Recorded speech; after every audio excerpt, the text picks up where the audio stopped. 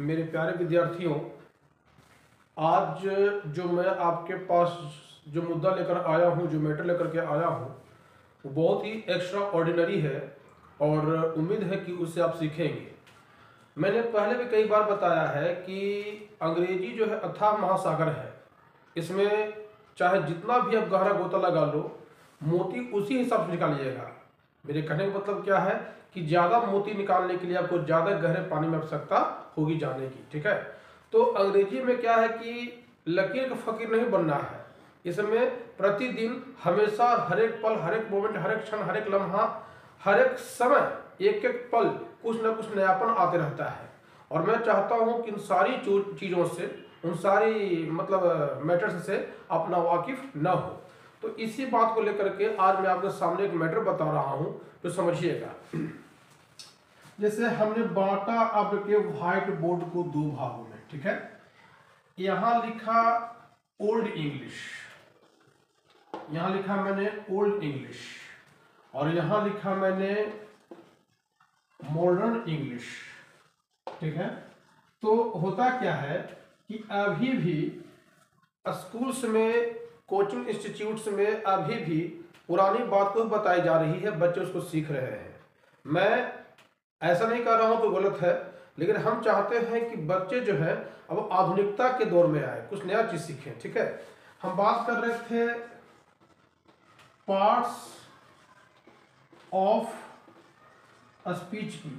Parts of speech को हिंदी में कहते हैं हम लोग शब्द पद या शब्द भेद।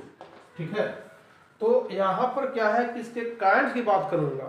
पारंपरिक अंग्रेजी में, ओल्ड इंग्लिश में पार्ट्स ऑफ स्पीच को 8 भागों में बांटा गया है। समझे ना? वो इस प्रकार है: नाउन, प्रोनाउन, वर्ब। कुछ लोग वर्ब के बाद तुरंत एडवर्ब बोलते हैं, जो कि सर्वथा रॉन्ग है, अनुचित है। अंडरस्टूड? वर्ब के बाद एडवर्ब नहीं बल्कि एडजेक्टिव आएगा, एडजेक्टिव के बाद एडवर्ब आएगा, एडवर्ब, उसके बाद आएगी बात प्रीपोजिशन की।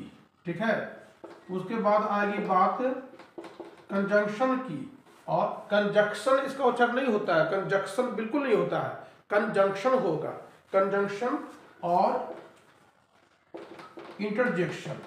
आइए फिर से जान लें। 1 2 3 4 5 6 7 8 ये 8 भेद जो है पार्ट्स ऑफ स्पीच के ओल्ड इंग्लिश में है, जो अब तक बच्चों को परोसा जा रहा है, विद्यालयों में बताया जा रहा है। ठीक है, अब मैं चलता हूं मॉडर्न इंग्लिश की ओर। होता क्या है कि पार्ट्स ऑफ स्पीच के अब भेद जब पूछा जाएगा, अब तो आप 2 भेद बताइएगा। पहला कहलाता है फॉर्म क्लासेज, ठीक है, और दूसरा कहलाता है स्ट्रक्चर वर्ड्स। तो ये बताना मेरा आज उद्देश्य था। अब वीडियो समाप्त करने के पहले मैं पुनः चाहूंगा कहना, मॉडर्न इंग्लिश में पार्ट्स ऑफ स्पीच के सिर्फ 2 भेद माने गए हैं, जबकि ओल्ड इंग्लिश में हमारे बच्चे जानते हैं, most of the students know that there are 8 kinds of parts of speech, जो बोर्ड पर आपको दिखाई पड़ रहा होगा। समाप्ति के पहले मैं बता देना चाहता हूं, आगे बताएंगे वीडियो में आपको, फॉर्म क्लासेस के 4 भेद होते हैं और स्ट्रक्चर वर्ड के 10 भेद होते हैं। तो इन सारी चीजों को बता पाना आज असंभव है, नेक्स्ट टाइम बताऊंगा। और यदि आप मेरे चैनल पर नए हैं, हम बार बार कहते हैं, तो हमारे फेसबुक को फॉलो कर लें, फेसबुक पेज को फॉलो कर लें। उसके बाद मेरे वीडियो इंस्टाग्राम पर रहते हैं, उनके आप फॉलो हो जाए, मतलब फॉलोअर बन जाए, फॉलो कर लें उन्हें भी, है ना, और ताकि नए नए अपडेट्स, नई नई जानकारियाँ आपको मिलते रहें।